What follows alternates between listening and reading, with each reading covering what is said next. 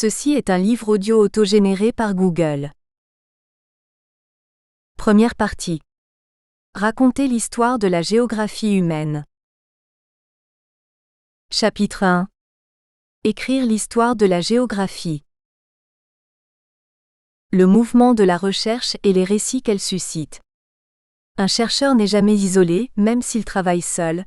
Son effort s'inscrit dans un projet collectif, il tire parti d'études menées par d'autres, il les reprend pour les critiquer ou pour les prolonger.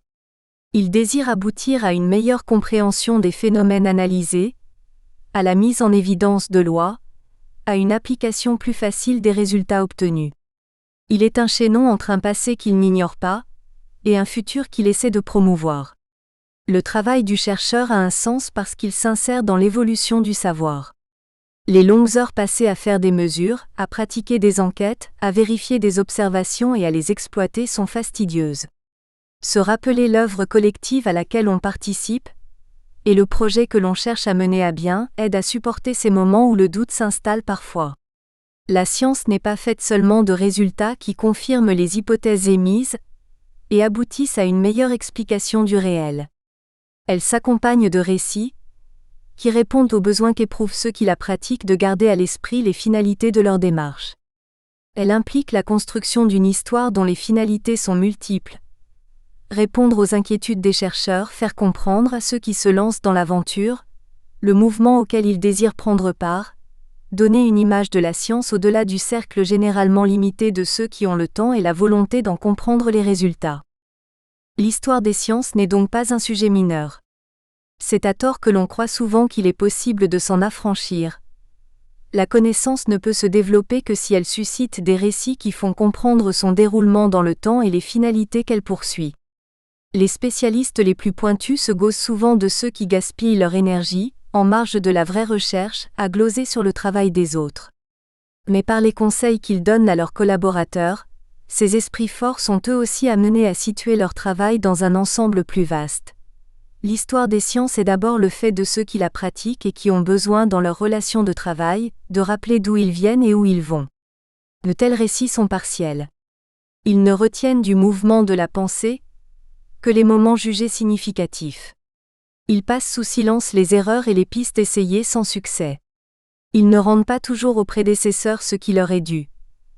Les récits qui circulent de bouche à oreille dans les laboratoires manquent de la rigueur que l'on demande à toute histoire. Ils sont de nature apologétique plus que scientifique. En fin de carrière, les chercheurs éprouvent parfois le besoin de rappeler aux jeunes les transformations qu'ils ont vécues, et de préciser la part qu'ils ont jouée dans l'évolution des connaissances. Grâce à eux, on quitte la légende orale que chaque équipe se forge, on dispose de textes indispensables à qui veut reconstituer le mouvement des idées et les résultats des expériences, des mesures ou des enquêtes qui permettent de les étayer ou de les corriger. La trame d'ensemble qui résulte de l'addition de ces contributions, dont chacune apporte des connaissances précieuses, est cependant lacunaire et biaisée. Lacunaire car tous les chercheurs, toutes les équipes ne prennent pas le temps de rappeler l'état dans lequel ils ont trouvé un problème et celui dans lequel ils l'ont laissé. Biaisée, car la justification même de ces travaux est d'exalter les résultats de la recherche. Pas question d'insister sur les hésitations, les problèmes sur lesquels on a buté et les zones d'ombre laissées de côté. La géographie au milieu du XXe siècle. C'est la situation que connaissait la géographie au milieu du XXe siècle, au moment où j'étais étudiant. L'histoire de la discipline n'était pas enseignée. Les étudiants apprenaient ce qu'ils avaient à savoir en ce domaine, au hasard des digressions de leurs professeurs. Lors des excursions interuniversitaires, les traditions propres à chaque université étaient confrontées et souvent échangées. Au-delà de la geste de chaque institut, limité le plus souvent à l'action de ses enseignants, très peu nombreux à l'époque, il y avait donc un récit national qui se construisait. Il soulignait la rivalité entre deux grandes familles de conception, celle qui régnait à Paris et par voie de conséquence dans une grande partie des facultés, celle qui s'organisait autour de Grenoble. D'un côté, la figure tutélaire était celle d'Emmanuel de Martonne, gendre et continuateur de Vidal de la Blache, de l'autre, c'était celle de Raoul Blanchard, le disciple rebelle. On se racontait avec délice les piques et les disputes auxquelles les conférences ambulantes que constituaient les excursions interuniversitaires donnaient lieu. La géographie française reposait encore sur des bases simples. Les manuels étaient rares. En géographie humaine, on se référait à la géographie humaine de Jean Brune, qui datait de 1910, au principe de géographie humaine de Paul Vidal de Lablache et à la Terre et l'évolution humaine de Lucien Febvre, tous deux publiés en 1922. Les fondements de la géographie humaine de Max Sor était en cours de publication, Sor, 1942 à 1953, mais il n'était guère accessible aux débutants. En géographie physique, on renvoyait évidemment au traité de Martonne, dont la première édition datait de 1909, mais qu'il avait considérablement enrichi par la suite. Le géographe était d'abord et surtout un morphologue. Il savait que le relief dépendait de la structure du sous-sol, comme le révélait l'existence de cuesta ou de craies. Il connaissait le rôle de l'érosion. Le travail des cours d'eau se lisait aux méandres qu'il dessinait, aux terrasses qu'il taillait ou construisait. À la longue, le relief finissait par être réduit à l'état de pénéplaine. Reconnaître dans un paysage la présence d'une ou de plusieurs pénéplaines constituait pour le géographe la récompense suprême. La géographie humaine n'était pas passée sous silence. Elle s'apprenait sur les cartes, puisque c'étaient les plages de densité qui faisaient prendre conscience du problème fondamental de la discipline, celui du rapport des groupes humains à leur environnement. En s'attachant à l'étude des établissements humains, elle mettait à la fois en œuvre l'expérience du terrain et la lecture des plans, et soulignait l'opposition des villes et des campagnes, de l'habitat dispersé et de l'habitat groupé, des horizons dépouillés des campagnes et du cloisonnement des bocages. S'agissant de villes, on savait qu'il convenait de s'interroger sur leur site et sur leur situation. Je caricature à peine, c'était ce qu'il suffisait de savoir pour être reçu dans un bon rang à l'agrégation. À ces connaissances s'ajoutait une véritable mystique du terrain. C'était là, mieux encore que sur les cartes, que celui qui était vraiment capable de mener des recherches fructueuses dans la discipline se découvrait. On avait, ou on n'avait pas, l'œil du géographe, Claval 2006. C'est ce regard qui permettait de repérer dans la complexité de ce que la vue apporte, des lignes directrices, des masses homogènes, des convergences de lignes. 10 ou 20 ans plus tard, on aurait dit des structures. Les jeunes géographes étaient à la fois très fiers de la discipline qu'ils avaient choisie, et inquiets sur son avenir. La France sortait de la guerre. Il fallait la reconstruire et donner une nouvelle impulsion à une économie qui avait traversé une longue période de dépression. L'aménagement de l'espace et des villes demandait des actions volontaires. Pourquoi ne pas suivre l'exemple de la Grande-Bretagne qui venait de lancer un grand programme de villes nouvelles et cherchait à reconvertir ses vieilles régions industrielles, celui des États-Unis où la Tennessee Valley Authority de Roosevelt avait sauvé le sud des Appalaches des '. Une spirale de déclin et de dégradation, et celui enfin de l'Union soviétique, dont la résistance à l'agression nazie était souvent attribuée à l'efficacité de la planification centralisée. La jeune génération rêvait de participer à la grande aventure de la géographie appliquée, mais la géographie qu'elle avait apprise n'était pas applicable. Un effort de modernisation de la discipline s'imposait donc. Il revêtit deux formes. Une réflexion sur l'évolution de la discipline, pour comprendre ce qui l'avait rendue impuissante face aux problèmes de l'heure et pour mieux voir où faire porter ses efforts. 2. Une restructuration du champ des connaissances afin d'avoir plus de prise sur la société moderne, sur la mécanisation accélérée des campagnes, sur l'essor sans précédent des villes, sur la multiplication des industries et sur la croissance des activités de services. Un approfondissement théorique s'imposait, qui devait être conjugué avec une vision plus critique de l'histoire de la discipline. L'économie offrait des outils à qui désirait agir plus efficacement sur l'organisation de l'espace.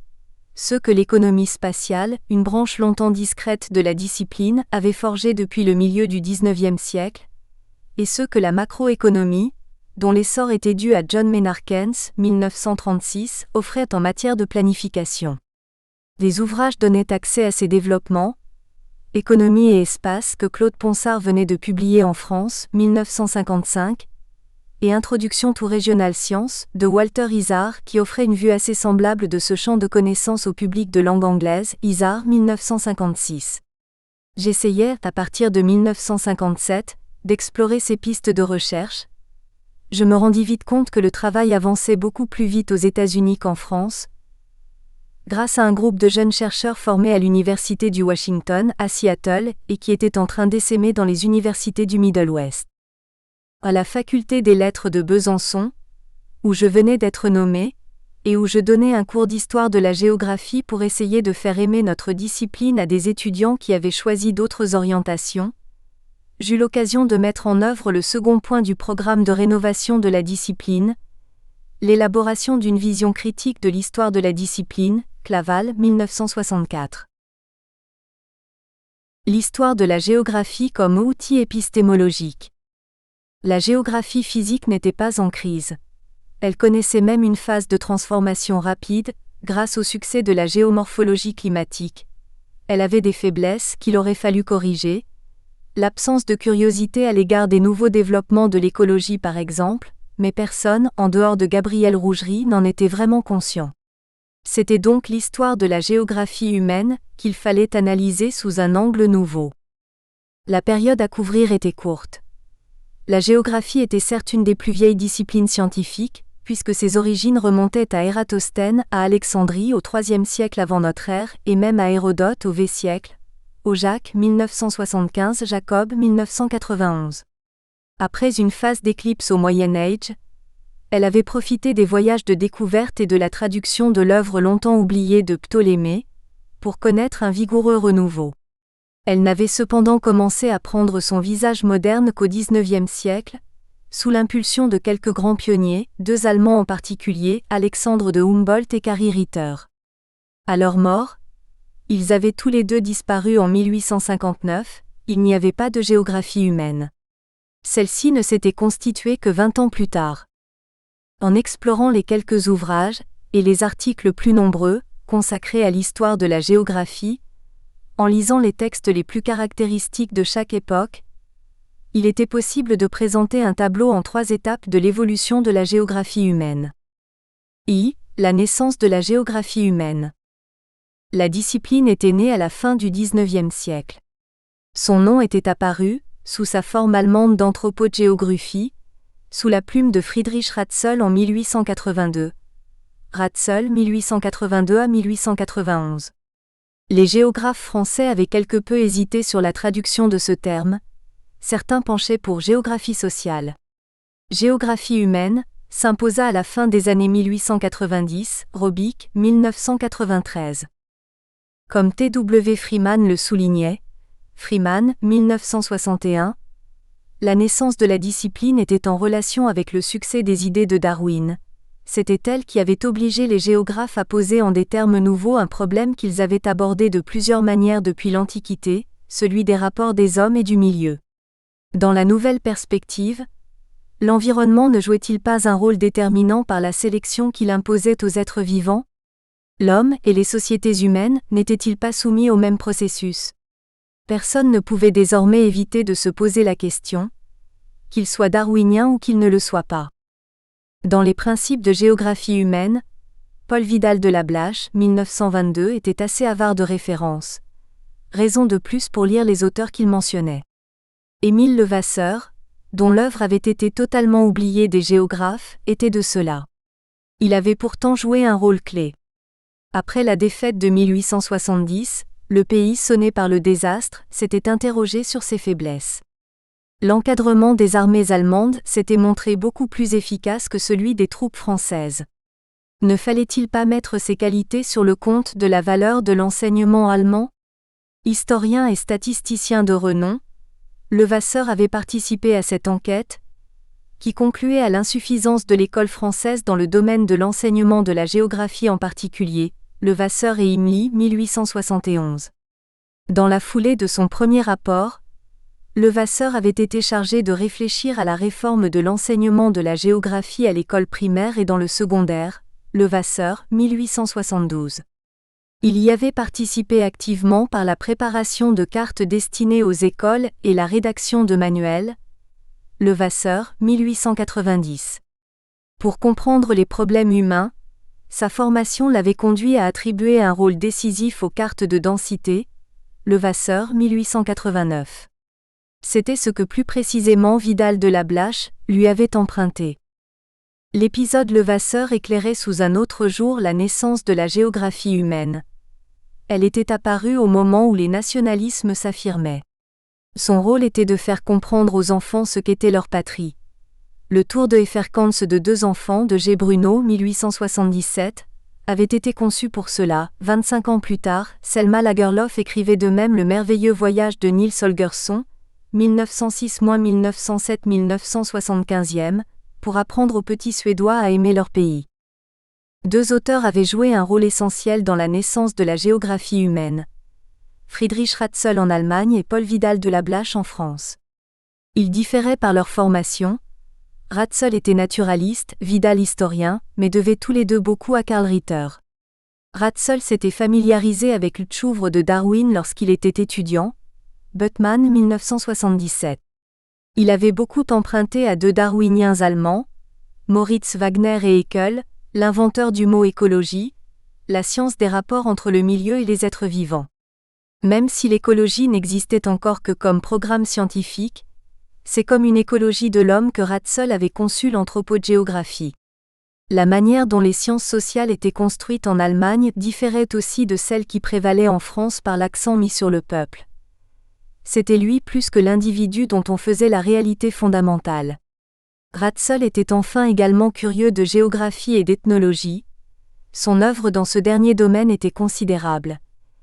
Il opposait donc les peuples primitifs qu'il appelait Naturvölker aux civilisés, les Kulturvölker, Ratzel 1885 à 1888. C'était en un sens, sa manière de résumer l'évolution de l'humanité. Historien de formation, Vidal de Lablache avait des vues plus nuancées, Claval 1998. Il avait pris conscience de l'importance des genres de vie au contact des préhistoriens et des ethnologues, mais s'attachait à analyser leur diversité et leur rôle dans les sociétés que l'histoire étudie. Pour comprendre les rapports des hommes et du milieu, il mettait en œuvre 2 instruments. La carte des densités posait de manière claire les problèmes spécifiques à chaque région, à chaque groupe. Le genre de vie montrait comment les hommes se coulaient dans l'environnement et l'exploitaient. Les géographes responsables de la naissance de la géographie humaine attachaient l'un et l'autre beaucoup de prix à la description régionale et à l'étude du paysage. La première est évidemment constitutive de toute géographie.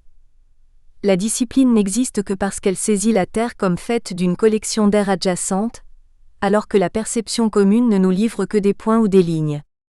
La seconde devait son succès à la réflexion d'un géologue, Suess, qui voyait dans le paysage la surface de contact entre l'atmosphère d'une part et la lithosphère et l'hydrosphère de l'autre, cette surface de contact coïncidant avec la biosphère. Faire du paysage le point de départ de la géographie permettait d'aborder à la fois ses aspects physiques et ses dimensions humaines et culturelles. À un moment où beaucoup s'interrogeaient sur la pertinence de la division qui venait de surgir au sein de la discipline, c'était un argument de poids. 2. La géographie classique. La géographie humaine apparue à la fin du XIXe siècle était restée fidèle durant un demi-siècle à la problématique mise au point à l'époque de Vidal de Lablache. C'est alors qu'elle avait pris sa forme classique. Les études régionales qu'elle multipliait la faisaient connaître et apprécier du grand public. C'était toujours le problème des rapports de l'homme et de son environnement, qu'elle considérait comme essentiel. Les excès évolutionnistes des origines étaient bien oubliés. Tous les géographes s'étaient mis d'accord sur une idée simple. Le milieu exerçait des contraintes, mais ne déterminait pas le comportement des hommes et la forme prise par les sociétés. C'est ce que l'on appelait le possibilisme. La manière dont on l'interprétait différait cependant beaucoup. Pour certains, la mise en point de nouvelles techniques faisait disparaître les limitations les plus gênantes, mais le milieu, modifié par l'action humaine, générait de nouvelles contraintes. La dialectique contrainte-libération était ainsi indéfinie. Pour d'autres, les contraintes avaient longtemps été lourdes, mais l'homme s'en était peu à peu affranchi, si bien qu'on ne leur accordait plus qu'une attention distraite. Les géographes affirmaient toujours que leur but était de démêler les fils que les sociétés nouaient avec l'environnement où elles étaient installées, mais ils ne s'attardaient plus guère à leur analyse. La géographie s'appuyait sur la pratique du terrain. C'était une discipline du concret, des réalités tangibles. Le contact direct avec le paysage, qu'il soit naturel ou humain, assurait son parler vrai, Elle n'offrait pas un discours sur le monde, mais une véritable leçon de choses. Elle ne se contentait pas du regard rapide du voyageur. Elle y ajoutait l'observation attentive des processus à l'œuvre dans la nature et celle des modalités du travail des hommes. Les enquêtes complétaient l'information nécessaire pour rendre compte de la vie du monde et de l'action menée par ceux qui l'habitent. La géographie s'était imposée par la qualité des monographies régionales qu'elle permettait de rédiger. Ceux qui pratiquaient d'autres sciences sociales la respectaient à cause du sérieux et la richesse des résultats que ces travaux apportaient ainsi. Comme ils étaient généralement bien écrits, dans une langue que n'encombraient pas trop de mots techniques, ils étaient accessibles au public cultivé. Les analyses consacrées aux régions parlaient des villes comme des campagnes, mais elles accordaient plus de poids aux secondes. Ne couvraient-elles pas l'essentiel de la surface de la Terre ? N'était-ce pas là que l'on pouvait vraiment saisir les liens tissés entre l'homme et la nature ? Pour beaucoup de lecteurs, ce que la géographie apportait, c'était la révélation d'une partie de la société qui avait jusqu'alors échappé à l'attention des élites cultivées, ses composantes paysannes. Les campagnes étaient abondamment décrites, comme les travaux et les jours de ceux qui les habitaient. On n'ignorait plus les façons culturelles associées aux principales cultures, la place de l'élevage dans la vie des fermes, et les procédés utilisés pour assurer aux terres les restitutions qui leur étaient nécessaires. Les recherches des années 1930 avaient montré que les paysages ruraux appartenaient à un petit nombre de types. On travaillait ferme à analyser leur genèse. Même si elle faisait la part belle au monde rural, l'approche régionale était aussi attentive à la circulation, au rôle des marchés et à la place des villes dans la vie globale. Elle évoquait leurs fonctions, expliquant ainsi ce qu'elles offraient en échange aux zones de culture ou d'élevage qui assuraient leur ravitaillement. Les aperçus que la géographie ouvrait sur la culture des groupes auxquels elle s'intéressait étaient particulièrement fascinants. Ils ne portaient pas sur les idées, les représentations ou les systèmes de croyances. Sous sa forme classique, la discipline était construite comme une science naturelle de la société. Elle enrichissait en revanche beaucoup la connaissance des outillages mis en œuvre par les hommes, de l'aménagement des terres de culture et des techniques de construction ou de transport. C'était la seule science à analyser le cortège de plantes et d'animaux dont les groupes humains s'entouraient pour asseoir leur prise sur l'environnement. C'était l'apport infiniment précieux de l'école de géographie culturelle que Karl Sauer animait à Berkeley. La géographie humaine classique était une discipline discrète. Elle ne cherchait pas à offrir de vues révolutionnaires sur le monde. Elle l'analysait en insistant sur des aspects négligés par les autres sciences de la société, ses bases rurales, et les couches humbles sur lesquelles reposait jusqu'il y a peu l'essentiel de la production. Elle parlait du rôle des villes et du commerce, mais ce qu'elle en disait convenait mieux aux routes et aux cités du passé qu'aux réseaux de communication et aux grandes agglomérations du monde actuel. C'est ce décalage entre les réalités dont elle était capable de bien rendre compte, et celles qui se mettaient en place au milieu du XXe siècle, qui expliquait l'insatisfaction de beaucoup de jeunes géographes. 3. L'émergence d'une nouvelle conception de la géographie humaine. Une transformation profonde de la discipline était en train de se dessiner. Pour la nouvelle génération, l'important n'était plus de parler sans cesse des relations que les groupes humains nouaient avec le milieu. C'était de comprendre comment l'activité humaine se développait. En simplifiant, on peut dire que les relations écologiques se déroulent entre les diverses strates du vivant présentes en un point et l'environnement dont elles tirent ce qui est nécessaire à leur existence, et où elles rejettent ce qui leur devient inutile. C'est verticalement qu'elles se déroulent. Les relations à laquelle on désirait maintenant s'attacher davantage se tissaient entre les hommes. On pouvait les qualifier d'horizontales. Elles impliquaient des déplacements, des migrations temporaires ou définitives, des échanges de biens et de services et la mise en circulation d'informations de types variés. Une discipline s'était déjà attachée à l'ensemble de ces mouvements, l'économie spatiale. Les orientations prises par la géographie à la fin des années 1950 et au début des années 1960 reposaient donc sur un rapprochement avec l'économie. On lui empruntait les modèles de localisation des activités agricoles, industrielles et de services respectivement imaginés par Johann Heinrich von Thunen, 1826 à 1851, Alfred Weber, 1909, et Walter Christalet, 1933, entre le début du XIXe siècle et les années 1930. Tous trois étaient allemands, un seul était géographe, le troisième. Son œuvre avait d'ailleurs été systématisée par un économiste, Auguste Le, 1938. La macroéconomie conduisait à expliquer la dynamique des ensembles territoriaux par le jeu de l'épargne, de l'investissement et du commerce extérieur qui les caractérisait. L'économiste australien Colin Clark avait proposé en 1940 de distinguer trois secteurs dans l'activité économique. Tout ce qui avait trait à l'exploitation de la terre, à la pêche et aux mines était rattaché au secteur primaire. La transformation des matières premières en produits manufacturés était le propre du secteur secondaire. Les services constituaient enfin le secteur tertiaire. L'évolution de la productivité ne se faisait pas au même rythme selon les branches.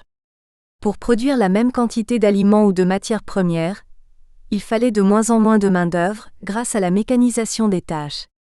Comme la demande dans ce domaine n'augmentait qu'assez lentement, les effectifs employés diminuaient. Les gains de productivité étaient au moins aussi considérables dans le domaine industriel, mais comme la demande y était très forte, l'emploi continuait à y croître. L'augmentation des revenus stimulait la demande de services, pour lesquels les gains de productivité étaient alors négligeables. L'industrialisation et la demande croissante de services accéléraient donc la croissance urbaine. On sortait enfin de l'interprétation psychologique de l'exode rural. Ce n'était pas pour profiter des plaisirs frelatés de la ville qu'artisans, ouvriers agricoles et petits paysans quittaient la terre. L'explication était plus simple et plus radicale, la campagne ne pouvait plus les faire vivre. Les travaux de Jean Fourastier, qui systématisaient les résultats de Colin Clark, eurent un immense retentissement en France à partir de 1947. Dans la géographie humaine de la première moitié du XX siècle, l'étude des rapports entre les villes et les campagnes était interprétée en termes de morale. On découvrait brusquement l'inanité d'une telle approche. L'étude des villes se trouvait bouleversée, l'analyse de leurs aires d'influence devenait systématique. Parmi leurs activités, on savait désormais distinguer celles dont les finalités étaient dites domestiques, c'est-à-dire menées seulement pour satisfaire la demande locale, et celles qui constituaient leur base économique. Destinées à des clients extérieurs, elles permettaient aux agglomérations urbaines d'acheter ce qu'elles étaient dans l'incapacité de produire, leur alimentation en particulier. L'analyse des réseaux urbains faisait un bond en avant. On savait mettre en évidence la hiérarchie de leurs centres et la manière dont chacun organisait ou contribuait à organiser une certaine ère. Ce qu'apportaient essentiellement les nouvelles orientations de la recherche, c'est une explication des formes prises par l'organisation de l'espace. La compétition économique conduisait, dans chaque région, les entreprises agricoles ou minières à choisir l'activité où elles disposaient du plus grand avantage comparatif. Elles faisaient naître des espaces spécialisés. Dans le même temps, les activités de service couvraient l'ensemble du territoire d'ensemble polarisé. Toutes les parties d'un espace national ne bénéficiaient pas du même dynamisme. Pour asseoir leur économie, les aires périphériques ne pouvaient compter que sur l'exploitation de leurs ressources agricoles ou minières et sur certaines industries de première transformation. Les perspectives offertes aux entrepreneurs de la partie centrale du pays étaient plus avantageuses. Les industriels y avaient accès à une clientèle plus large, ce qui leur permettait de lancer des séries plus importantes et d'acquérir des équipements plus performants. Ils bénéficiaient de la sorte d'économie d'échelle. Dans les villes situées au cœur d'un espace économique, les activités avaient tendance à se diversifier plus qu'ailleurs, car c'était là que la demande en services de haut niveau était la plus forte. La multiplication des activités faisait naître des économies externes et assurait un autre type d'avantage au noyau économique du pays. L'opposition entre centre et périphérie, dont la mesure nouvelle des revenus avait fait prendre conscience dans les années qui suivirent la Deuxième Guerre mondiale, trouvait ainsi une explication à l'échelle nationale. Le raisonnement pouvait être transposé sur la scène internationale. Il expliquait pourquoi les pays du tiers-monde, le terme venait d'être inventé par Alfred Sauvy 1952, avaient tant de peine à diversifier leurs économies, à attirer les industries de transformation et à atteindre des rythmes de croissance équivalents à ceux des pays déjà industrialisés. La mise en perspective des démarches de la géographie humaine faisait comprendre les formes successives qu'elle avait prises. Elle était née de questions intellectuelles, celles que posait l'évolutionnisme. Elle répondait dans le même temps aux besoins de sociétés qui achevaient de se structurer en États nationaux et participaient au mouvement alors général d'expansion coloniale des peuples européens.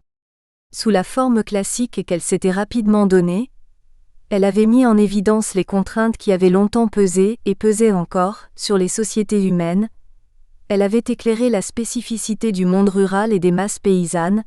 Elle avait souligné la vitalité des structures régionales. Cette science était souvent plus descriptive qu'explicative. Elle établissait des typologies, ce qui prouvait qu'elle était attentive aux structures lisibles dans le paysage ou dans l'organisation de l'espace, mais ne les expliquait pas. Elle parlait davantage de l'agriculture et des campagnes que de l'industrie, des services et des villes, alors que la modernisation renforçait ces secteurs. L'incapacité qu'éprouvait la discipline à rendre compte des transformations contemporaines et à dire vers quoi évoluaient les sociétés et leur mode d'organisation de l'espace suscitait un malaise.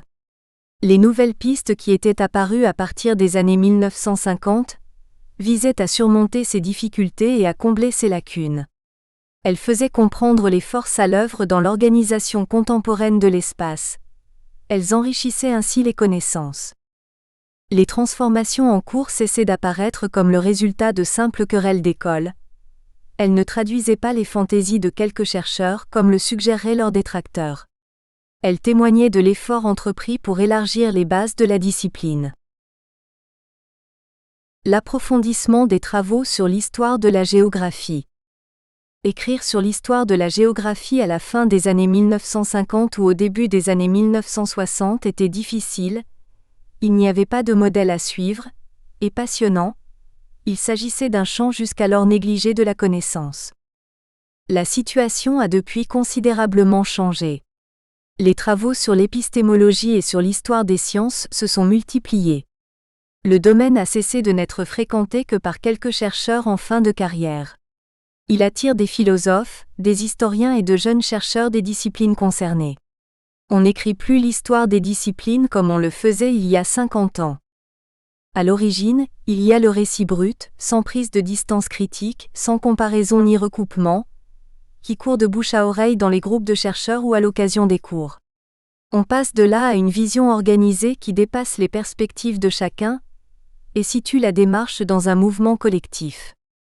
Ce que l'on découvre ensuite, c'est que l'évolution des disciplines n'est pas nécessairement continue. Elle comporte des phases d'accalmie, des moments d'accélération et des ruptures. Pour les interpréter, on dispose d'une gamme d'interprétations beaucoup plus large que dans le passé. Histoire des sciences et histoire des idées. Ce qui faisait l'intérêt des récits naïfs ou déjà critiques de l'histoire des sciences traditionnelles, c'est qu'ils rejoignaient parfois les modes d'interprétation qui régnaient alors chez les historiens de la culture et de la vie intellectuelle. Leur but était de reconstituer les grandes étapes de l'histoire des idées. Peut-on se contenter, lorsqu'on s'intéresse à l'histoire des lettres ou des arts, de citer des œuvres et de juxtaposer les biographies de leurs auteurs? Non. Des continuités existent que l'on cherche à souligner. Elles tiennent en partie à la logique des idées mises en œuvre. Dans le domaine de l'esprit, tout n'est pas possible. À partir de prémices données, on aboutit nécessairement à la même conclusion. L'histoire intellectuelle retrace les manières de concevoir le monde et les choses. Les idées qui les dominent permettent de mettre de l'ordre dans un récit qui serait sans cela fait d'une multitude d'épisodes que rien ne relierait. S'intéresse-t-on aux villes? Leur croissance et la disposition de leurs rues, de leurs quartiers et de leurs formes bâties ne se font pas au hasard. Les risques d'épidémie liés à toute concentration de population conduisent les autorités à s'intéresser à l'alimentation en eau et à l'évacuation des ordures. L'utilisation du bois comme matériau de construction multiplie les risques d'incendie. Lorsqu'on ne peut interdire son usage en façade ou sur les toits, il convient d'espacer les maisons et de prévoir des rues assez larges pour servir de coupe-feu. La ville est un cadre de vie. Pourquoi ne pas l'utiliser pour affirmer la toute-puissance de Dieu et de l'Église, la force du pouvoir politique et le prestige des élites? L'idée d'urbanisme ne s'est bâtie que progressivement. Dans son élaboration, les impératifs de sécurité et d'hygiène interviennent dès le Moyen Âge. Dans le courant du XVe siècle, l'attention nouvelle portée aux ruines antiques et la redécouverte de la perspective ouvrent d'autres avenues. Les dimensions esthétiques de l'urbanisme s'affirment. Pour mettre de l'ordre dans l'histoire des villes comme création de l'intelligence humaine, reconstituer la genèse de l'idée d'urbanisme constitue une voie privilégiée. C'est dans les années de l'entre-deux-guerres que l'histoire des idées connaît son apogée. Collingwood s'interroge alors sur l'idée d'histoire. Panofsky, 1951-1978, montre combien il est utile d'aborder l'histoire de l'art sous l'angle de l'iconographie. La structure des cathédrales gothiques ne reflète-t-elle pas le même mode de pensée que la scolastique ? L'histoire de la géographie tire parti de ces recherches. La géographie physique naît du grand débat sur l'idée de création et sur celle de nature qui commence avec la Réforme. Pour beaucoup de calvinistes, la Terre offre le spectacle d'un univers ruiné par la faute et par le désintérêt que Dieu porte à la Terre depuis le péché originel, Davis, 1969. Les interprétations théologiques de la nature conduisent à prendre très au sérieux la chronologie biblique. Pour loger l'ensemble des transformations du monde dans les quelques 4500 ans qu'accorde l'Ancien Testament, il faut faire appel à de grandes catastrophes comme le déluge.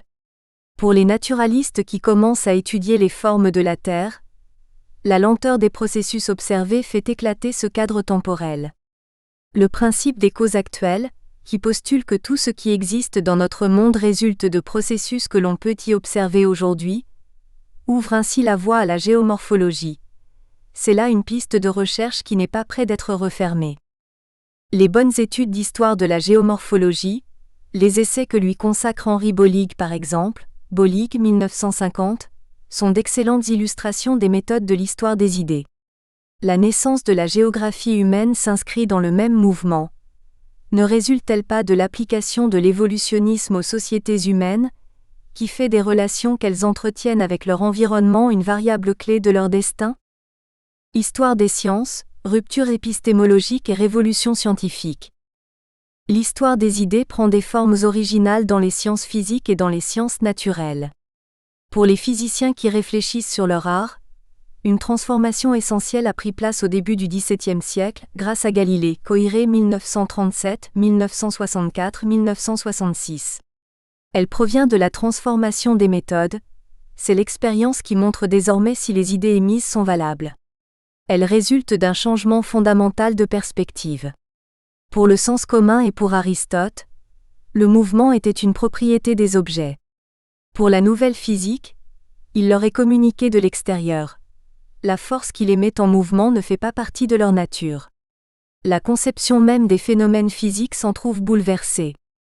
La mutation qui se produit alors constitue ce que l'on commence à appeler, dans les années 1930, une rupture épistémologique. C'est elle qui fait passer des notions que les gens sont spontanément capables d'élaborer au savoir scientifique. Grâce à elle, il devient possible de proposer des interprétations rationnelles du monde.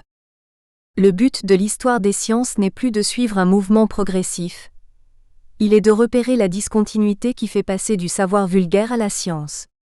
L'idée est séduisante, elle permet de répondre de manière claire à la question « Qu'est-ce qui différencie la science des autres modes de connaissance ?» Elle est en même temps dangereuse. Celui qui maîtrise la science peut désormais réfuter ce qu'avancent les autres au nom d'un savoir supérieur, puisqu'il s'appuie sur la raison en marche. C'est dans le domaine des sciences sociales que le péril est le plus sérieux. Celui qui accède au mode supérieur de la connaissance dénie a priori toute valeur aux savoirs pré-scientifiques, sans avoir à les analyser. Il peut dénoncer comme aliénés ceux qui refusent les nouvelles formes du savoir. L'idée de rupture épistémologique prend alors un caractère totalitaire, comme on le voit au début des années 1960 chez un certain nombre de sociologues, Pierre Bourdieu par exemple, Bourdieu et al., 1968. L'idée de rupture épistémologique a cependant des conséquences inattendues pour ceux qui la soutiennent. Pourquoi n'y aurait-il dans l'histoire du savoir qu'une seule révolution scientifique ? Pourquoi d'autres remises en cause, aussi spectaculaires que la première, ne seraient-elles pas possibles ? La physique le montre. L'étude de la lumière s'est bâtie à partir du XVIIe siècle, sur l'idée que celle-ci était de nature ondulatoire. Voici qu'au début du XXe siècle, cette hypothèse se révèle incapable de rendre compte de nombre d'observations. Celles-ci deviennent compréhensibles si l'on admet que la lumière est un phénomène corpusculaire. Toutes les théories des champs doivent être reprises à la base. Les ondulations accompagnent un phénomène corpusculaire, elles n'en sont pas indépendantes. C'est le principe de la théorie quantique. L'idée de révolution scientifique est déjà présente dans les études qu'Alexandre Koyré consacre à la signification de l'œuvre de Galilée. 30 ans plus tard, Thomas Kuhn franchit le pas, Kuhn 1962. La science ne progresse pas d'un pas uni, elle est faite de périodes de science normale, celle où une certaine conception de l'ordonnance des phénomènes et une certaine manière de les interpréter domine, on parle à ce sujet de paradigme. Avec le temps, le nombre d'observations qui cadrent mal ou ne cadrent pas du tout avec le dispositif explicatif reçu augmente. Un moment vient où la question de rendre compte de tout ce qu'on a ainsi laissé sur le côté se pose. Une révolution scientifique se déroule alors. Elle propose de nouvelles hypothèses, plus générales que les précédentes, et met en évidence des mécanismes jusque-là ignorés.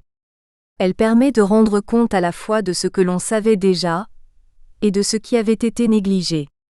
L'invention de la physique quantique est une révolution scientifique. Le succès de l'ouvrage de Thomas Kuhn est considérable. Il avait été conçu pour éclairer ce qui s'était passé en physique. Les révolutions scientifiques sur lesquelles il mettait l'accent étaient rares et espacées, les périodes de science normale, beaucoup plus longues, 3 siècles entre la révolution galiléenne et la révolution quantique. Les effets de la réflexion de Kuhn sont immédiats. Les travaux de ceux qui accumulent patiemment des résultats durant les phases de science normale sont dépréciés. Ils sont le fait d'honnêtes tâcherons, alors que le génie est le propre de ceux qui provoquent les révolutions scientifiques. Une conception romantique de la recherche voit le jour. Elle affecte surtout les sciences sociales. Il était souvent difficile, voire impossible d'y mettre en évidence une grande rupture épistémologique de départ. Dans le même temps, les orientations qui prenaient la recherche étaient souvent multiples. Pourquoi ne pas les interpréter en termes de changement de paradigme ? Peiner toute sa vie à accumuler des résultats ne peut assurer la gloire. Mieux vaut se montrer critique et initier des révolutions dans la pensée. L'idée de rupture épistémologique confortait le statut de la science. Celle de révolution scientifique le mine. Par quoi la connaissance scientifique se différencie-t-elle des savoirs ordinaires si elle est souvent entachée d'erreurs et se trouve périodiquement remise en question ? Une conception anarchiste de l'histoire des idées se dessine à la fin des années 1960 et dans le courant des années 1970. Ce n'est plus leur force logique et leur adéquation au réel qui expliquent le succès des thèses scientifiques, Feyerabend, 1975-1978. L'habileté avec laquelle ceux qui les promeuvent savent les mettre en conformité avec les critères employés par les institutions scientifiques, fait autant pour leur succès que leur aptitude à rendre compte du réel. Les conséquences de cette remise en cause sont considérables. La frontière entre la science et les autres formes de connaissance cesse d'être établie une fois pour toutes. On porte du coup un regard neuf sur les savoirs vernaculaires des sociétés d'ethnologues, ou sur ceux développés par les civilisations traditionnelles. Weltanschauung et épistémé. Alors que les scientifiques schématisent les thèmes de l'histoire des idées en isolant certaines, dont ils ne retiennent que 2 moments, celui où elles s'imposent et celui où elles disparaissent parce qu'elles ont perdu leur pertinence, les historiens de l'art, des lettres et de la philosophie ont tendance à les regrouper par famille.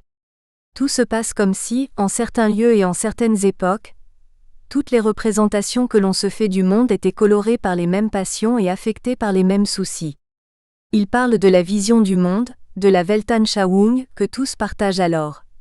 À la fin du XIXe siècle, l'idée de décadence connaît ainsi un succès extraordinaire, tout se passe comme si l'on assistait à la fin d'un monde. C'est peut-être à Vienne que cette perception globale prend sa forme extrême, Schorkse, 1983. L'Empire austro-hongrois vit en paix. Les sociétés qui le composent connaissent un indéniable épanouissement, mais elles sont traversées de si fortes tensions sociales et politiques que tout le monde a le sentiment qu'il s'agit d'un équilibre fragile. C'est sans doute entre les 2 guerres mondiales que le thème de la Weltanschauung trouve le plus d'écho dans le domaine de l'histoire des idées. La scolastique n'est-elle pas l'expression, comme l'art des cathédrales, d'une certaine vision du monde ? Un thème voisin s'impose à partir des années 1960, avec la publication des grands ouvrages de Michel Foucault, Les mots et les choses, 1966, et L'archéologie du savoir, 1969. L'auteur s'y attache au système général de la formation et de la transformation des énoncés. Foucault, 1969, page 171. Au XVIIe siècle, La tâche fondamentale du discours classique, c'est d'attribuer un nom aux choses et en ce nom, de nommer leur être. Pendant 2 siècles, le discours occidental fut le lieu de l'ontologie, Foucault 1966 page 136. Une mutation s'effectue dans le courant du XVIIIe siècle. La fin de la pensée classique et de cette épistémé qui a rendu possible grammaire générale, histoire naturelle et science des richesses, coïncidera avec le retrait de la représentation, ou plutôt avec l'affranchissement à l'égard de la représentation, du langage, du vivant et du besoin. L'esprit obscur mais entêté d'un peuple qui parle, la violence et l'effort incessant de la vie, la force sourde des besoins échapperont au mode d'être de la représentation. Ibidem page 222. L'épistémé moderne voit le jour. Elle repose sur de grandes catégories qui peuvent organiser tout le champ des sciences humaines. Foucault 1966 page 374. Michel Foucault sort de l'histoire des idées par le haut, en embrassant toutes celles qui structurent les discours qu'une société est capable d'énoncer à une époque donnée. Dans la mesure où les sciences humaines traitent de faits qui ont à voir avec la vie sociale et le besoin, elles portent la marque de l'épistémé où elles se forment. L'émergence de la science pénale à la fin du XVIIIe siècle est indissociable de la nouvelle figure que revêt alors le pouvoir, Foucault 1976. Dans la mesure où il s'appuie sur le jeu du regard, la géographie, science du visible et de la vue, se trouve concernée. La manière d'écrire l'histoire des sciences sociales est donc profondément modifiée par l'introduction de cette forme moderne et fortement structurée de la Weltanschauung que constitue l'épistémé. Postmodernisme et postcolonialisme. La remise en question de la science, à laquelle procèdent les épistémologues anarchistes comme Paul Feyerabend, trouve également sa source dans la critique dont la philosophie occidentale depuis Descartes, et parfois depuis Platon, fait l'objet.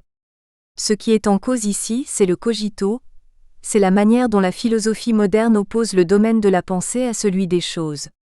Cette dichotomie était nécessaire à la construction de la science moderne, puisqu'elle appelle à l'observation objective de ce qui se passe à l'extérieur, dans l'espace géométrique où se situe toute chose. La philosophie moderne fournit des moyens de penser le monde, mais elle institue dans le même temps une coupure au sein même de l'homme, qui empêche de concevoir son unité profonde. Dans la vie, la pensée et le corps ne sont pas séparables. Ils sont donnés en même temps dans l'expérience de chacun. C'est à la critique des dichotomies qui fondent la philosophie occidentale que s'attachent quelques-uns des courants essentiels de la réflexion depuis la fin du XIXe siècle. Nietzsche dénonce des façons de penser qui mutilent l'homme et l'empêchent de s'épanouir et de se transformer en surhomme. L'analyse précise de ce qui apparaît à la conscience fait saisir l'être avant que les catégories de la pensée moderne ne le scindent. Ce qui compte, c'est le fait qu'il est là, présent à un instant donné quelque part en ce monde. C'est là la réalité à partir de laquelle toute connaissance vraie doit s'articuler. Une telle perspective bouleverse les façons de penser. Elle dénie à la philosophie et à la science occidentale la position dominante qu'Hallès croyait devoir occuper depuis XVIIe siècle. Plus moyen, dans le domaine des sciences sociales, de passer sous silence tout ce qui a précédé la pensée moderne ou s'est développé parallèlement à elle. On entre dans l'ère de la postmodernité, qui est celle de la fragmentation des certitudes et des savoirs. La pensée occidentale ne s'est pas seulement isolée des autres, et enfermée dans sa prétendue supériorité. Elle a très systématiquement œuvré au dénigrement des systèmes de pensée qui lui étaient étrangers. Le thème était déjà présent dans la réflexion sur la négritude qu'entreprennent des intellectuels français ou francophones, comme Aimé Césaire ou Léopold Sédar Senghor dans les années 1930. L'orientalisme d'Édouard Saïd, 1977, confère une nouvelle dimension à cette critique qui rejoint alors celle des féministes et des mouvements sociaux de gauche. Dans tous les cas, ce que l'on reproche à la pensée occidentale, c'est d'avoir généré des systèmes classificatoires qui ont permis d'exclure certaines catégories, les femmes, les classes inférieures, les races de couleur, du festin social, ont justifié l'inégalité et L', auprès jeunes et contribué de la sorte aux injustices si frappantes dans notre monde.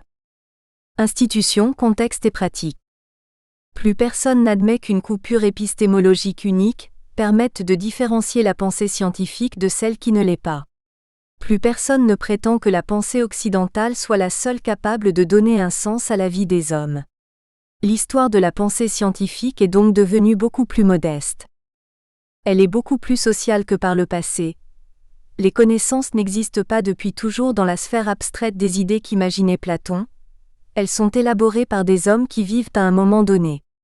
Leur travail s'inscrit dans le cadre d'institutions, qu'il est indispensable de prendre en compte si l'on veut comprendre pourquoi certains savoirs apparaissent indispensables à certains moments, et comment ils se développent.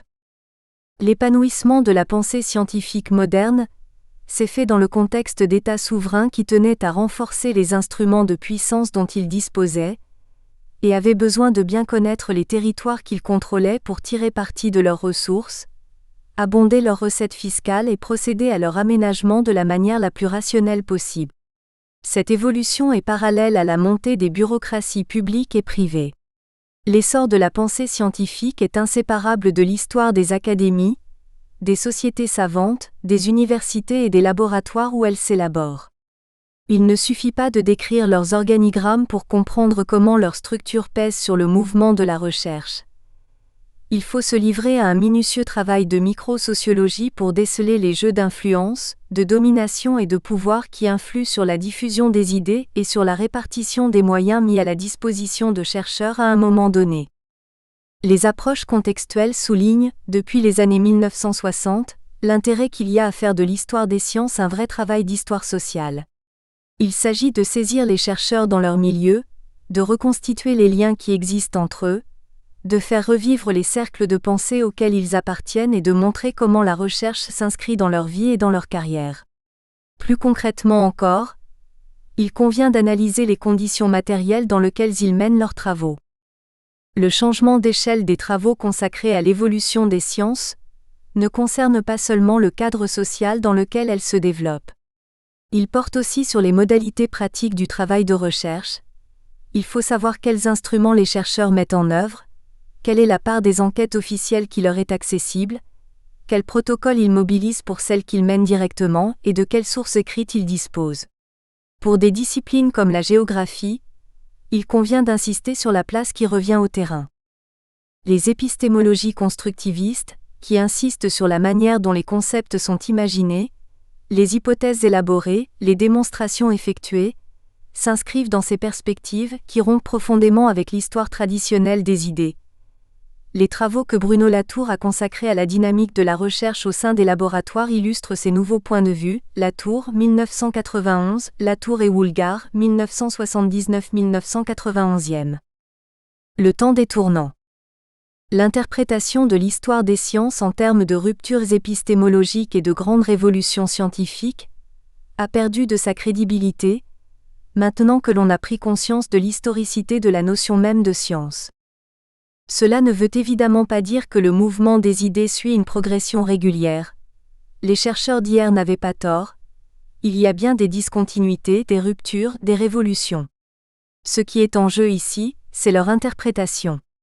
Celle-ci ne renvoie-t-elle pas autant aux transformations du regard que la société porte sur le monde qu'au progrès des connaissances, aux impasses qui le caractérisent, aux erreurs qui le marquent, et au décentrement qui permet de surmonter les écueils ?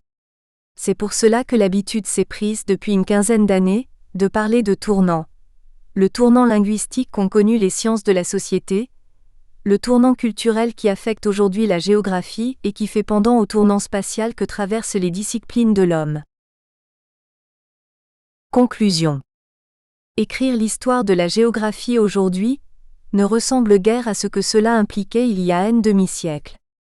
Le contexte dans lequel la réflexion prend place est devenu envahissant.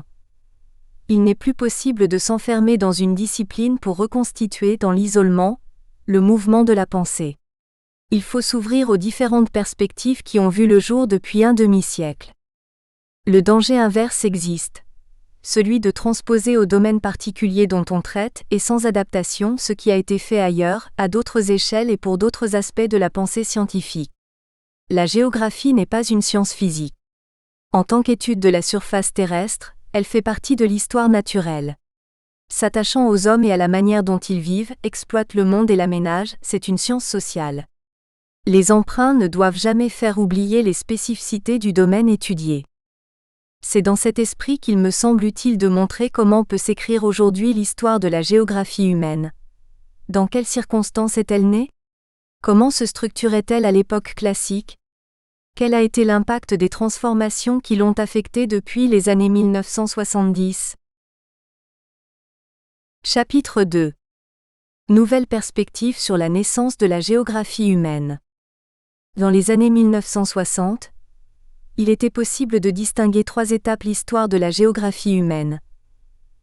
La discipline apparaissait à la fin du XIXe siècle.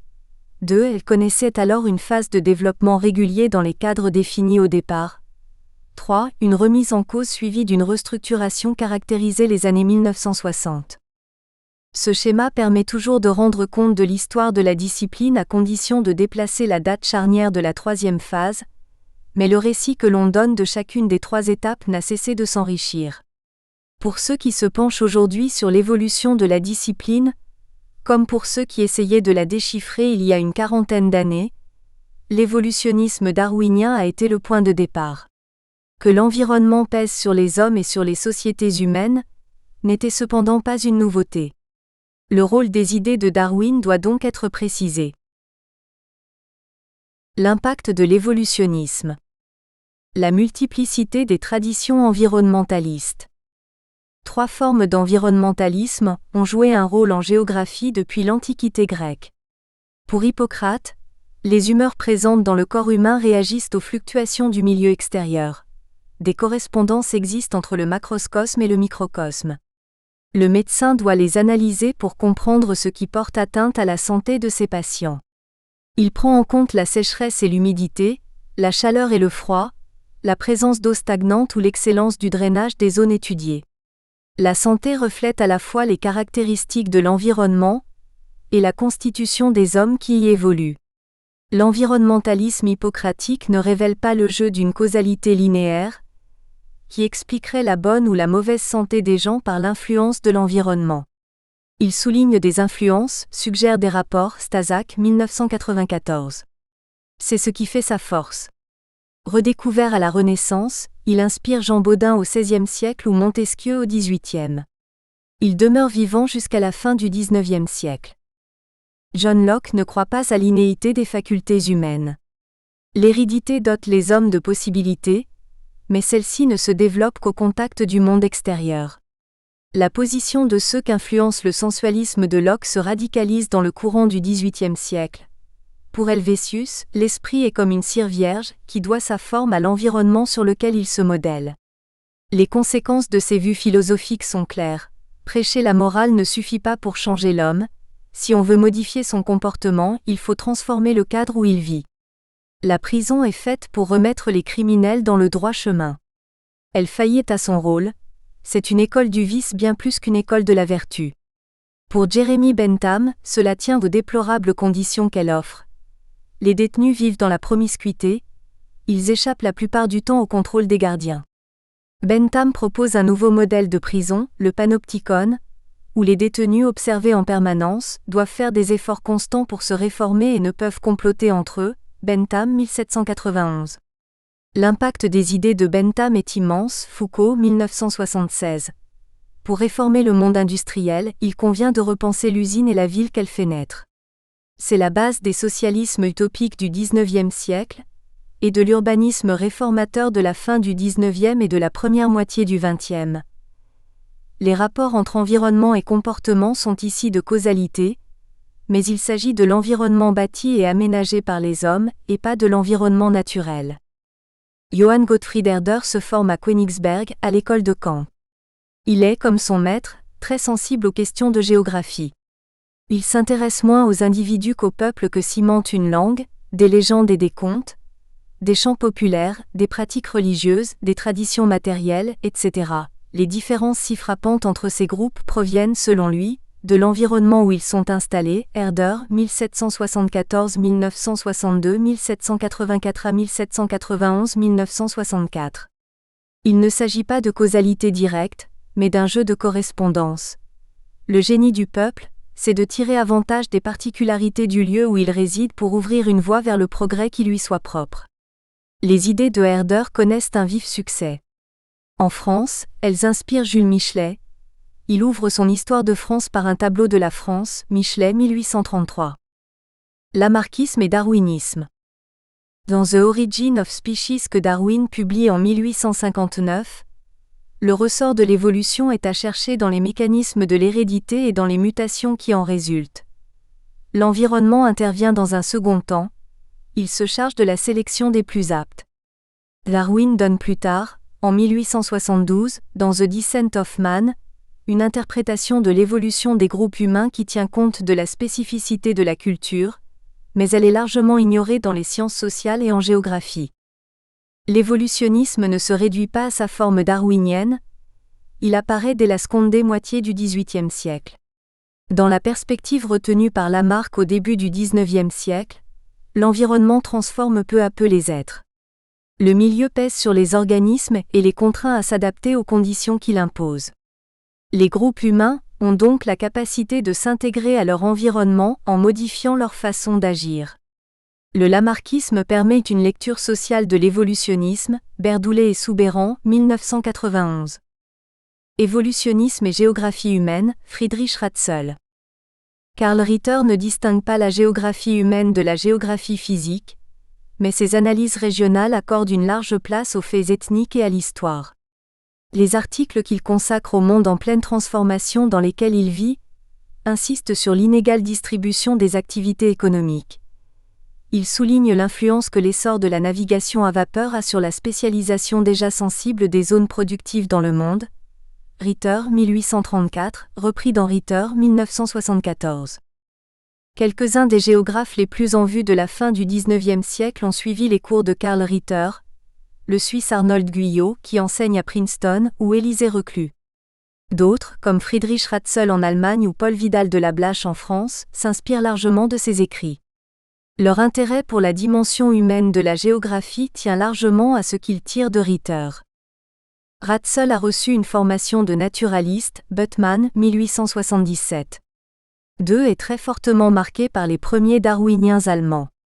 Haeckel souligne en 1866 que l'étude des relations entre êtres vivants et milieux doit faire l'objet d'une approche scientifique à laquelle il donne le nom d'écologie.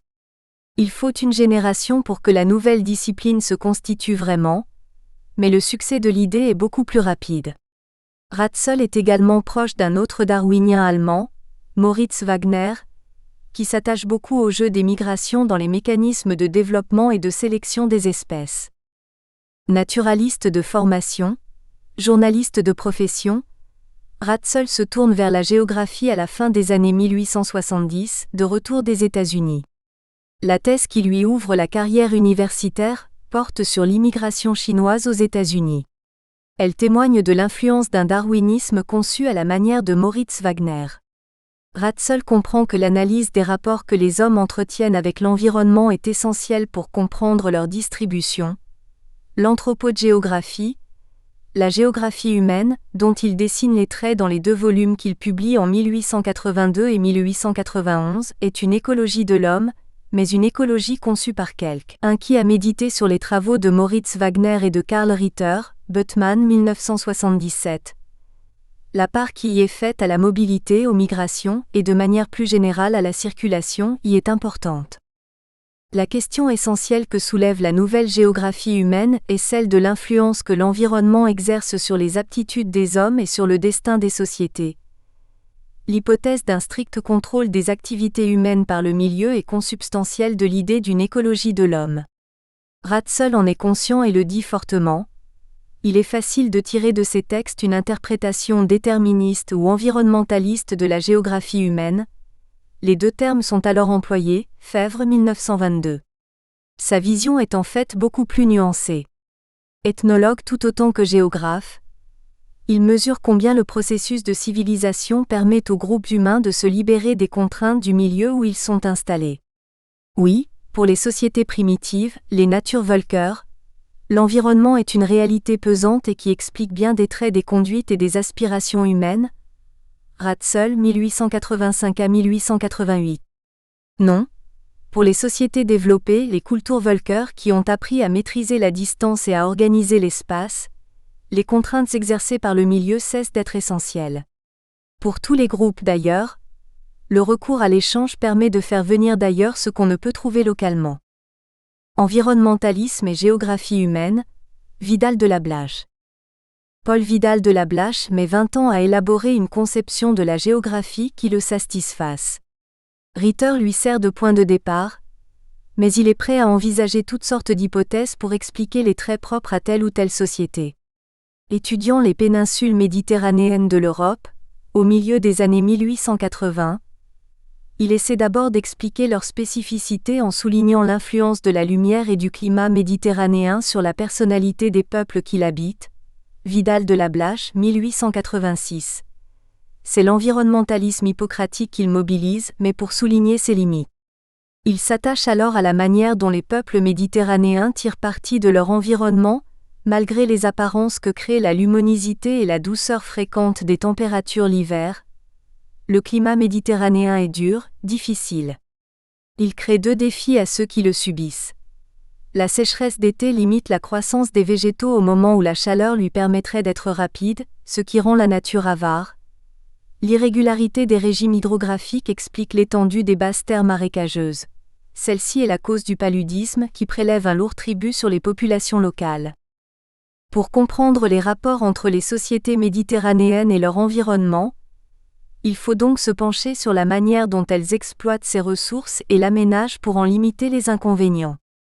Pour le géographe, l'appréhension psychologique que les hommes ont du milieu a moins de poids que les relations biologiques qu'ils nouent avec lui.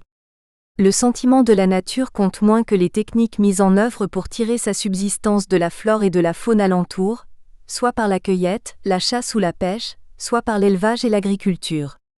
Pour comprendre la vie humaine sur les collines du monde méditerranéen, le géographie doit partir de la polyculture qui y associe blé, vigne et olivier, et y assure un régime alimentaire sain mais frugal. Ailleurs, il lui faut suivre les mouvements de transhumance qui unissent montagne et plaine méditerranéenne.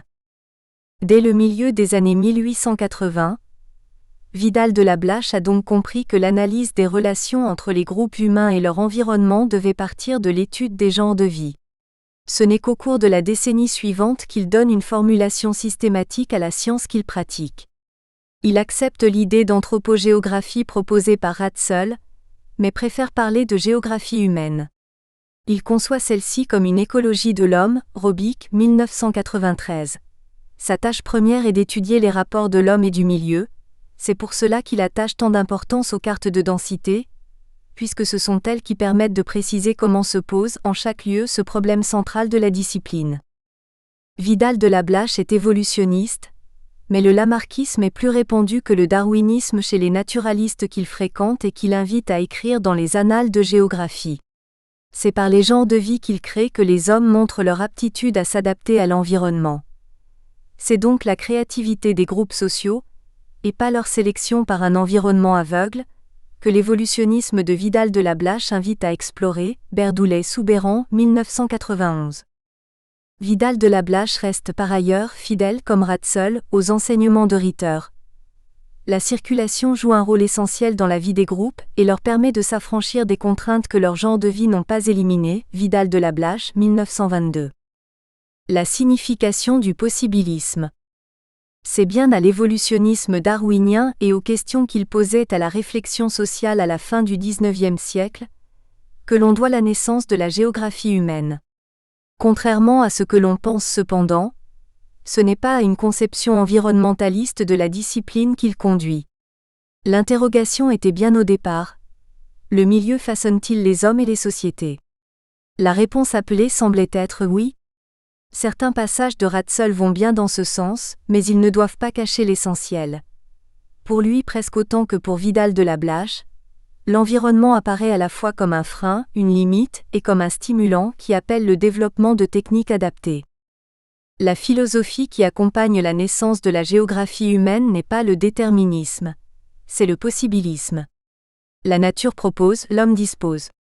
Il faut attendre, pour voir ces principes clairement formulés, que les attaques mal intentionnées des sociologues durkheimiens forcent les géographes à donner un tour plus systématique à leur approche. C'est d'ailleurs à un historien, Lucien Febvre, transformé en héros de la géographie, que l'on doit l'ouvrage le plus structuré en ce domaine, La Terre et l'évolution humaine, publié en 1922, mais qui, sans la Première Guerre mondiale, serait sorti 5 ou 6 ans plus tôt. Le possibilisme montre que les relations entre les groupes humains et leur environnement sont trop complexes pour déboucher sur l'établissement de lois valables pour toute la géographie humaine. C'est donc un constat d'échec. Lucien Febvre est parfaitement clair sur ce point. Le rôle de la géographie humaine, conçue comme analyse des rapports de l'homme et du milieu, est de multiplier les monographies. Ce n'est pas de bâtir des théories ambitieuses. Ce qui échappe à Lucien Febvre, c'est que la géographie de son temps ne se limite pas à l'histoire des relations entre groupes sociaux et environnements locaux. Il n'a pas pris suffisamment au sérieux l'attention accordée par Friedrich Ratzel et Paul Vidal de la Blache à la circulation, à l'héritage rittérien. Le récit de la naissance de la géographie humaine que l'on pouvait écrire il y a 40 ans n'était pas faux. Le déclic qui explique sa formation, c'est bien le darwinisme. Mais le rôle de celui-ci ne doit pas être surestimé. Il introduit un questionnement nouveau, mais la plupart des thèmes dont traite la discipline lui sont antérieurs. L'héritage dont a bénéficié la nouvelle discipline est beaucoup plus riche et complexe qu'on ne le pensait naguère. La vraie nature de la géographie humaine. Avec le recul, la vraie nature de la géographie humaine apparaît mieux. Aussi bien chez Friedrich Ratzel que chez Paul Vidal de la Blache, l'apport de l'évolutionnisme est important, mais il ne constitue qu'un des pôles de la nouvelle discipline. Dans la mesure où celle-ci est conçue comme une écologie, sa première mission est d'analyser ce qui lie les hommes à telle ou telle portion d'espace. La seconde mission vient des leçons retenues de Karl Ritter. La géographie est une science des positions, car le monde est structuré par des champs de force et parcouru de flux. Ce qui se passe en un point reflète toujours les possibilités de relations qui y existent et la manière dont elles sont exploitées.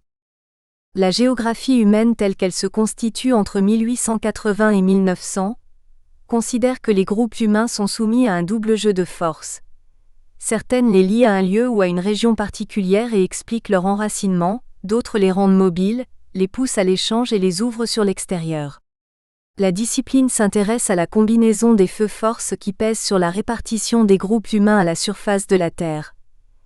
Les facteurs écologiques qui les font dépendre des milieux où ils sont installés, et la circulation, qui explique leur fréquente mobilité et leur permet d'échapper aux contraintes locales. Mettre l'accent sur le possibilisme, c'est reconnaître la double ambition de la discipline, son goût pour le local d'une part, et son attention à l'égard de toutes les formes de la vie de relation de l'autre.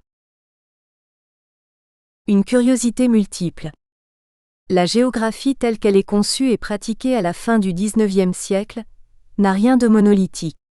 Elle répond à une curiosité dont les formes sont multiples. Montée du tourisme, production de guides et techniques d'édition. La mobilité s'améliore alors rapidement. Au lieu de lents déplacements à pied, à cheval ou en diligence, on prend le train. C'est infiniment plus rapide et plus confortable.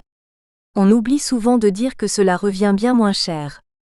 C'est pour compléter leur formation que l'habitude s'était prise, au XVIIe siècle, d'envoyer les jeunes gens de l'aristocratie britannique faire un tour d'Europe. Pour leurs parents, la mode s'installe au début du XVIIIe siècle de faire des saisons dans les villes d'eau, de fréquenter les Alpes ou d'aller passer l'hiver sur une riviera. Le tourisme apparaît ainsi en Angleterre. Les élites continentales commencent à imiter les habitudes d'outre-Manche dans la seconde moitié du XVIIIe siècle. Au XIXe siècle, les classes moyennes se mettent aussi à voyager pour se cultiver ou se distraire. Elles ont besoin d'itinéraires, de guides, de descriptions précises des lieux qui méritent une visite. Hancock 2003. Le développement de la lithographie permet de les illustrer, avant que la photographie ne donne à voir directement paysages et monuments. La connaissance des formes de la Terre. À cette curiosité désintéressée et de plus en plus largement partagée, s'en ajoutent qui sont motivées par des considérations pratiques. Celles-ci concernent souvent la géographie physique. Les armées manifestent un grand intérêt pour la topographie. Les sociétés de géographie sont peuplées de généraux responsables des institutions cartographiques de leur pays, et de jeunes capitaines qui préparent en Europe les cartes à grande échelle, dont l'usage est d'abord militaire.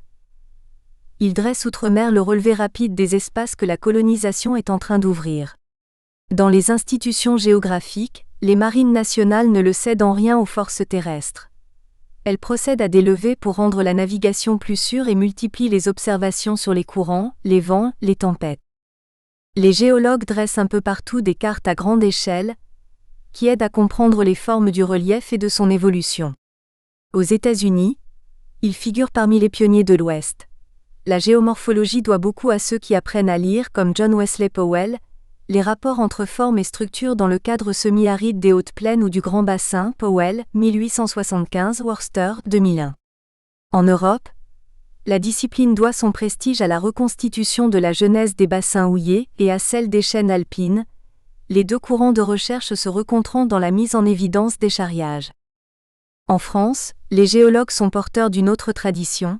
Ce sont eux qui, au XVIIIe siècle, ont donné corps à l'idée de région naturelle, Gallois 1908. On apprend à leur suite à associer nature du sous-sol, forme du relief, qualité du sol et aptitude agricole. Élie de Beaumont et Dufresnoy vont plus loin. Ils montrent que la France est organisée autour d'un pôle de divergence des eaux, celui du Massif central, et d'un pôle de convergence, celui du bassin parisien, Dufresnoy, Élie de Beaumont 1841. Parmi les géologues qui découvrent l'histoire compliquée des Alpes, Edward Suess mérite une mention spéciale, Suess 1883-1914. Il sait que les formes observables à la surface de la Terre sont nées en profondeur, au cours de la formation des chaînes plisées. Mais c'est au contact de la lithosphère, de l'hydrosphère et de l'atmosphère que sont présents les éléments nécessaires à la vie. L'énergie que fournit le rayonnement solaire et qui permet la photosynthèse, l'air, l'eau, les éléments minéraux. Suess propose ainsi de s'attacher spécialement à l'interface entre lithosphère, hydrosphère et atmosphère qui se confond avec la biosphère, et que le paysage nous révèle. Il dessine ainsi une nouvelle manière de concevoir la géographie. Gestion administrative, statistique et cartographie thématique. Depuis que Charles Dupin a présenté, en 1826, sous la Restauration, une carte figurée de l'instruction populaire de la France, on sait que les données consciencieusement relevées par les administrations ne prennent tout leur sens qu'une fois reportées sur un fond topographique.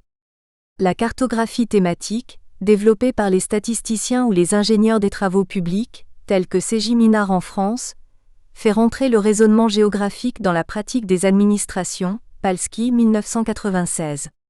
En France, Émile Levasseur, chargé en 1872 de donner un nouvel essor à l'enseignement de la géographie, doit beaucoup à ce courant de recherche. Les entreprises ont besoin de savoir où trouver les matières premières qu'elles emploient, où mobiliser les savoir-faire indispensables à leurs activités de transformation ou de commercialisation et où écouler les biens qu'elles produisent. Il n'est pas de choix plus important pour elles que celui de leur localisation, celle de leur siège et celle de leurs différents ateliers, de leurs différentes filiales. Ces savoirs se développent par la pratique des affaires. Ils varient d'une branche d'activité à l'autre. La plupart des études géographiques alors disponibles sont trop générales pour répondre aux besoins des firmes, mais à une époque où la mondialisation s'accélère, l'économie est nécessairement géographique. À la limite de l'histoire, de l'archéologie et de la préhistoire. Les géographes du début du XIXe siècle sont souvent assez proches des historiens, en France en particulier. Dans ce couple, la mission de la géographie est longtemps limitée, reconstituer la scène sur laquelle les grands événements du passé se sont déroulés. Mais grâce à Michelet, le lien devient plus étroit, Michelet 1833. Le passé que l'on restitue cesse d'être seulement celui des monarques ou des batailles gagnées par les grands généraux, c'est au peuple que l'on s'attache, le caractère de celui-ci s'est forgé en mettant en valeur l'espace où il est installé. Une nation, c'est un ensemble de régions organisées pour mener à bien des tâches communes. Leur rôle est défensif sur les frontières, productif à l'intérieur, d'impulsion au centre, à Paris dans le cas de la France. Edmy François Jomard a appris dans ses travaux sur l'Égypte, à compléter les indications sur le relief et sur l'habitat par une description des monuments et des ruines que l'on trouve dans un pays. La géographie s'associe à l'archéologie, Godlewska 1999. Le XIXe siècle invente la préhistoire. Rousseau s'interrogeait déjà sur ce qu'étaient les hommes avant qu'ils n'accèdent à la civilisation, mais il ne pouvait répondre aux questions qu'il posait que par des spéculations plus ou moins arbitraires. Voici qu'avec Boucher de Perthes, on apprend à reconstituer le passé des hommes d'avant l'écriture. On sait d'eux ce que nous enseignent les ossements que les fouilles révèlent et les outillages lithiques qu'elles ramènent au jour. Le problème des rapports que les hommes entretiennent avec leur environnement est ainsi posé sous un jour nouveau. Ils n'ont pas toujours disposé de bétail pour les seconder dans leurs tâches et pour leur fournir la viande, le lait, la peau ou la laine, ils n'ont pas toujours utilisé des charrues pour labourer les terres. Ils ne connaissaient pas les espèces que nous cultivons aujourd'hui. Explorer la préhistoire, c'est découvrir des formes de géographie humaine radicalement différentes de celles qui nous sont familières. L'étude des peuples primitifs, à laquelle s'attachent l'ethnographie, l'ethnologie et l'anthropologie, puisque c'est le terme qui s'impose en Allemagne et dans les pays anglo-saxons, change de dimension.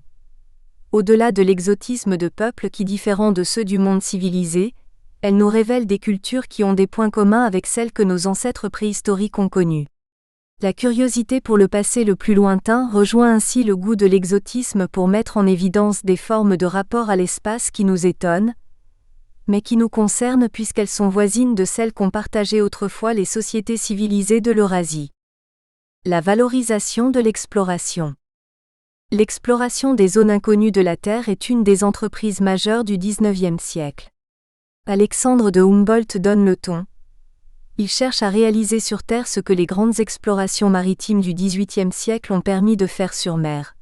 Son mentor et ami Georg Forster, qui avait participé au voyage du capitaine Cook, lui montre que leur fécondité tient à la qualité des naturalistes embarqués.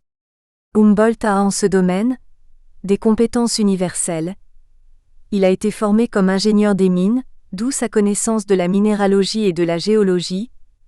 Il est également à l'aise en botanique, la physique l'intéresse plus encore, le magnétisme en particulier. Alexandre de Humboldt est plus qu'un naturaliste. C'est un géographe. Il cherche à comprendre comment les divers phénomènes s'articulent selon les lieux. Dans les Andes ou au Mexique, les formations végétales se distribuent en fonction de l'altitude et de l'exposition aux vents humides. Il en va de même des productions agricoles. Humboldt essaie de rendre sensible la physionomie des pays qu'il a visités. C'est pour cela qu'il publie les vues des cordillères et monuments des peuples indigènes de l'Amérique, dont les gravures aquarellées restituent des paysages dont les Européens n'avaient jusqu'alors pas idée. Humboldt, 1810 à 1813. Grâce à Humboldt, l'exploration devient la grande affaire de la discipline. Elle est depuis toujours associée au progrès de la cartographie, mais depuis que la détermination des longitudes repose sur des mesures astronomiques ou sur l'utilisation de chronomètres, la géodésie est devenue une science géographique indépendante. La raison d'être de la géographie, c'est désormais de faire connaître les paysages naturels et ceux que les hommes ont façonnés, c'est de montrer comment les traits ainsi mis en évidence se répartissent dans l'espace et y dessinent des entités régionales. Les sociétés de géographie assurent la promotion de l'action exploratrice, canalisent les initiatives de ceux qui veulent bien la financer, essaient de coordonner les actions entreprises et assurent la publication et la publicité de leurs résultats. Fiero Domenech, 1983 Lejeune, 1993.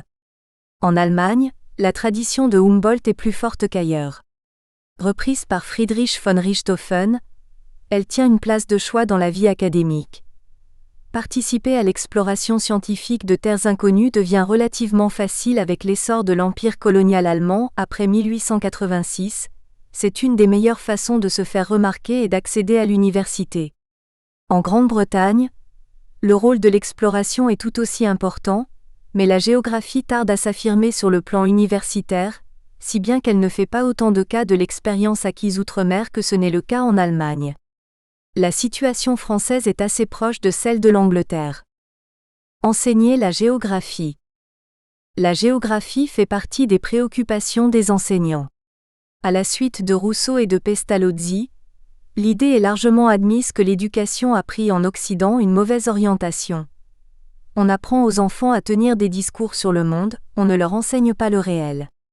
Il faut donc rompre avec la discipline scolaire, faire sortir les jeunes de la classe, les initier à la botanique, à la minéralogie et à la géologie, et leur montrer le travail et les œuvres des hommes. Les pédagogies nouvelles font une place de choix aux leçons de choses. N'est-ce pas à travers les sorties, les excursions, l'expérience du terrain, que les élèves apprendront vraiment à lire ce qui modèle l'environnement ? La géographie a une place de choix dans les formes nouvelles de la pédagogie, surtout lorsqu'elle est écrite par d'anciens élèves d'écoles pestalozziennes, comme Karl Ritter ou Élisée Reclus. Mais il y a d'autres raisons pour faire une large place à la géographie à l'école. La globalisation, esquissée à partir des grandes découvertes, au XVe et XVIe siècle, s'accélère prodigieusement avec le recours croissant aux combustibles fossiles, les progrès rapides de la navigation et le rôle grandissant des bateaux à vapeur et des chemins de fer. Les citoyens ne peuvent plus ignorer ce qui se passe en Amérique, aux Indes, au Japon, en Afrique. L'Europe intervient dans ces terres éloignées. Il faut donner aux enfants des connaissances solides, si l'on veut que l'opinion publique se montre éclairée lorsqu'il est question de terres longtemps ignorées. Faire une place de choix à la géographie est d'autant plus indispensable que l'expansion coloniale s'accélère à partir de 1870. Les nations européennes, les États-Unis et un peu plus tard le Japon ne se contentent plus de chercher de nouvelles sources de matières premières pour leurs industries, et de nouveaux débouchés pour leur fabrication. L'expansion économique de l'Europe, qui s'accélérait depuis le début du XIXe siècle, débouche sur l'impérialisme colonial. Les nations européennes, les États-Unis et le Japon cherchent à se doter des colonies qui leur semblent indispensables à la poursuite de leur essor économique et à l'affirmation de leur puissance. La géographie doit donc apprendre aux enfants ce qu'est leur patrie, et comment elle participe, et doit participer à la prise de possession du monde par les Européens. Transformation de la société et accès de l'individu aux connaissances géographiques. La diversification des curiosités géographiques reflète les transformations que subissent les sociétés occidentales dans le courant du XIXe siècle. La mobilisation de formes nouvelles d'énergie y conduit au remplacement progressif de l'artisanat par l'industrie, à la naissance de grandes concentrations productives et à une urbanisation accélérée. Elle réduit les distances grâce aux chemins de fer et aux bateaux à vapeur. L'électricité crée, avec le télégraphe, la première forme de télécommunications instantanées. L'organisation sociale prend des formes nouvelles. On est entré dans l'ère des grandes organisations, bureaucraties d'État ou entreprises privées. Le fonctionnement de ces structures émergentes repose sur la mobilisation de types nouveaux de savoirs géographiques. C'est ce qui explique la brusque explosion et la diversification des curiosités en ce domaine. La montée des grandes organisations rend disponible une foule d'informations sur les lieux, les paysages qui les caractérisent ou les activités qui s'y déroulent. Les nouvelles architectures que prennent les rapports sociaux donnent une dimension collective à la collecte et à la mise en ordre des informations géographiques. La situation de l'individu face au monde s'en trouve profondément modifiée.